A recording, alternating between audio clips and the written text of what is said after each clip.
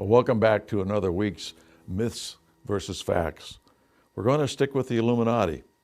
Let's get a little more specific about just who were members of the Illuminati. Now, there have been several books which detail the known membership of the Illuminati, but one thing is quite noticeable about them all. It is the lack of naming any Americans who were members.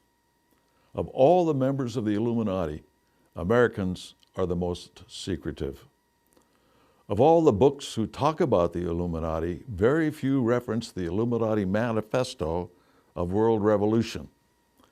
This volume included a list submitted to the Austrian government in Vienna by the government of Bavaria of high individuals who were members of the Illuminati. Keep in mind that Bavaria was the state in which the Illuminati was founded. This list contained the names of Lafayette and Thomas Paine.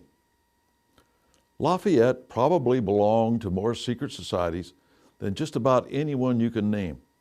He was always dabbling in revolutionary causes and always found a way to get out of any pickle he found himself in relative to who held the power of government at any time. By the time Lafayette came to the United States in the celebration of the 50th anniversary of our country, he was a leader of the Carbonari in France. You may recall that Trotsky said that the Carbonari was the culmination of the left wing of the Illuminati. It is interesting that there are two full-sized portraits that hang in front of the House of Representatives. The one on the left is of George Washington. The one on the right is of Lafayette. Most people who are unfamiliar with this fact cannot identify the person of Lafayette or say why he has the same position of honor as Washington. Certainly, there were more individuals in the American Revolution from foreign countries that helped far more than Lafayette did, von Steuben, Pulaski, and Kosciuszko. It's my opinion that Lafayette was placed there due to his position in the conspiracy, not his position in our revolution, although that may be the public excuse. But why him? There are several men from European countries who came to America to help us that did far more than he did for the cause. And by the way, why isn't another American up there like John Adams or someone like that? Thomas Paine wrote a very brilliant essay called Common Sense, which helped rally Americans to the cause of liberty. After that, he became more of a radical than a common sense revolutionary. His writings, since he moved to England, have become the stuff of the communist lexicon to set the stage for the indoctrination of youth into the socialist movement. His book, The Age of Reason, on the title page, Part 3, had this to say about its contents, quote, "An examination of the passages of the New Testament quoted from the Old and called prophecies concerning Jesus Christ, to which is prefixed an essay on dreams, also an appendix containing the contradictory doctrines between Matthew and Mark." So we see right in the frontispiece a questioning of Scripture, if you will.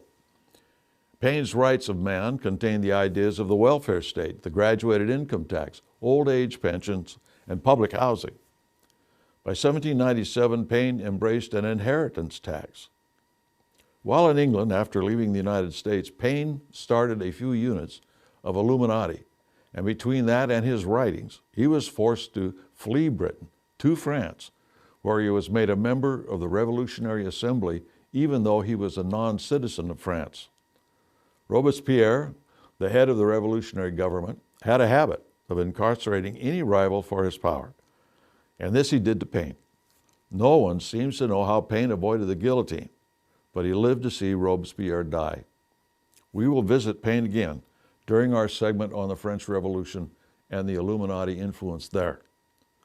No one knows for sure, or no one who does has ever published the exact number of members of the Illuminati. The estimates range from a few hundred to 3,000. Estimated membership of the Illuminati is, like I said, from a few hundred to 3,000. It was at least 2,000 by all indications. The numbers are not that important, as we will show next week. It is how they're organized. They all worked together under a monolithic leadership. They worked on the same things at the same time, and while they had a general agenda, they were called upon to work on singular issues and items within political boundaries. This gave them greater weight than if they were simply doing this on their own as individuals, even though they had a common general goal. Adam Weishaupt kept his leadership even more secret than the organization. Once his leadership was exposed, several of his top lieutenants quit the Illuminati because they felt they were better leaders than he was. Any really secret society keeps its leadership as the greatest secret of all. This is why it is next to impossible to ferret out the conspiracy's leadership today. Next week, we will talk about the French Revolution, a revolution from which France has never recovered.